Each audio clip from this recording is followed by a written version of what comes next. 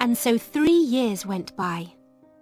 Sarah's father wrote to her often, and Sarah wrote loving little letters back to him. One day, a very exciting letter arrived. Everybody in the school talked about it for days.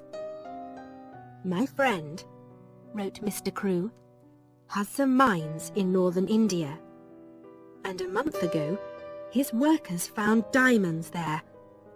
There are thousands of diamonds in these mines, but it is expensive work to get them out. My friend needs my help. So, little missus," this was Mr. Crewe's special name for Sarah, "I am putting all my money into my friend's diamond mines. And one day, you and I are going to be very rich."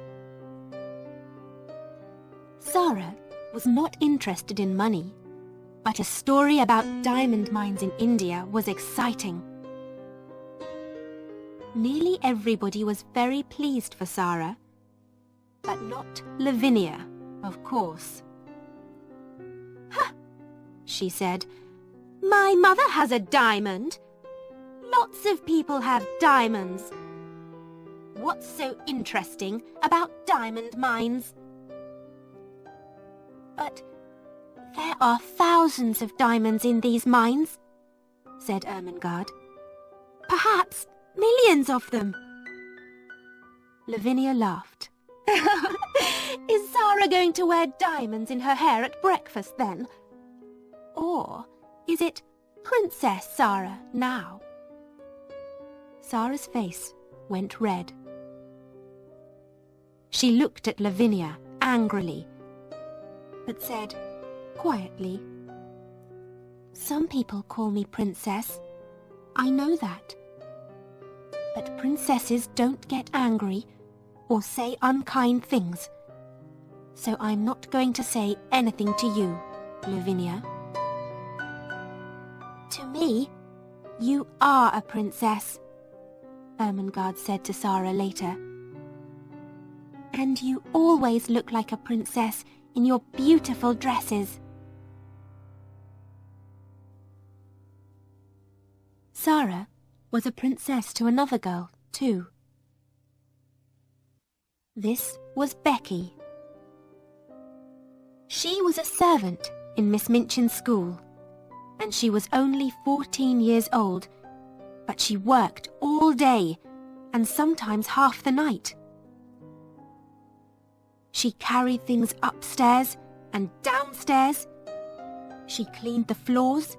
She made the fires.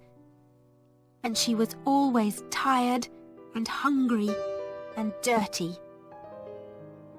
She and Sarah had very different lives.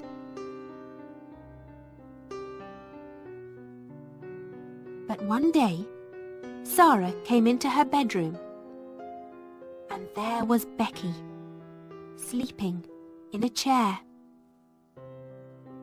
"Oh, you poor thing," Sarah said. Then Becky opened her eyes and saw Sarah.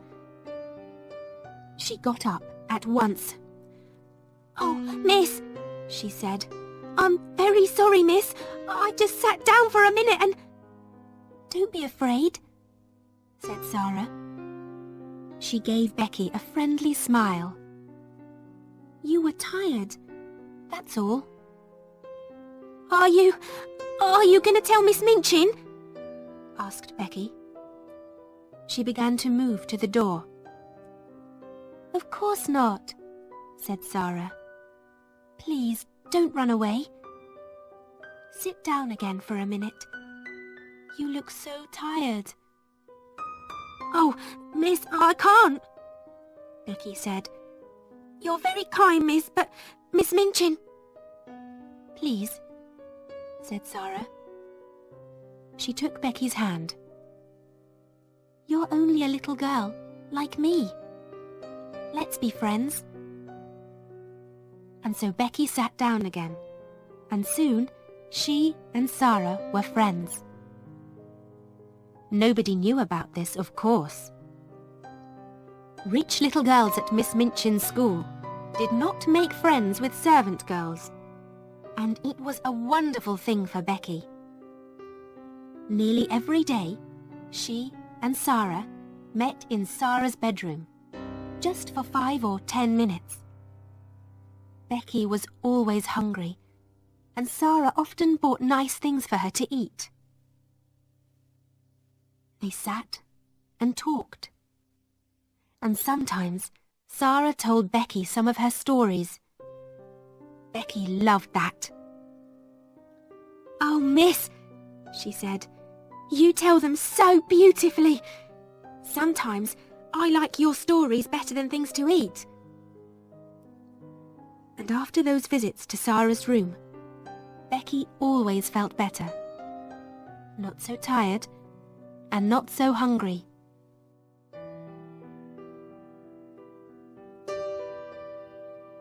Some months later, Sarah had her 11th birthday. Lessons stopped for the afternoon, and there was a big party for all the girls in the school.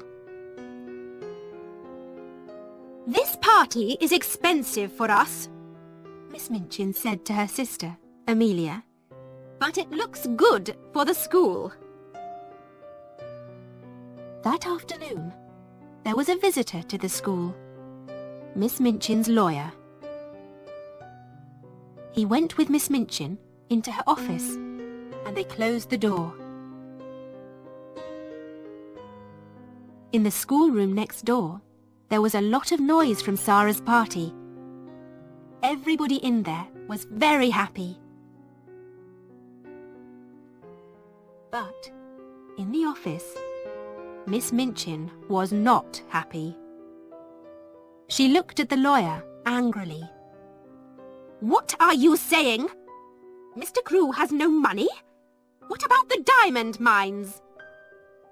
"There are no diamond mines," said the lawyer. "Well, there are mines, but there are no diamonds in them." "But Mr. Crewe's good friend," began Miss Minchin. "Mr. Crewe's good friend," said the lawyer, "ran away with all Mr. Crewe's money. Ralph Crewe was ill with a fever, and when he heard about this, he got worse. A week later, he was dead." "Dead?" cried Miss Minchin. "But what about his daughter Sarah and this expensive birthday party?" "Sarah Crewe has no money," said the lawyer. "Not a penny in the world, Miss Minchin. Not a penny." "She must leave my school at once," Miss Minchin said angrily. "She must go, this afternoon." "Where?" said the lawyer. "Out into the streets? An 11-year-old girl? That's not going to look very good for your school, Miss Minchin." Miss Minchin's face went red. "You can't put her out in the streets," said the lawyer. He stood up. "But perhaps she can work for you." The lawyer left, and Miss Minchin called her sister Amelia. "Bring Sarah Crewe here at once," she said. 2 minutes later, Sarah, in her beautiful blue party dress, stood in front of Miss Minchin. "Have you a black dress, Sarah?"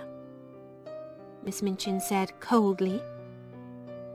"Yes, Miss Minchin," said Sarah, "but it's very small." "Go and put it on at once," said Miss Minchin. "Your father is dead. There were no diamond mines, and your father's friend ran away with all his money. You have nothing. Not a penny." But I am going to be very kind to you. You can stay in my house, but now you must be a servant and work for your bread. You can sleep in a servant's room, upstairs, next to Becky's room.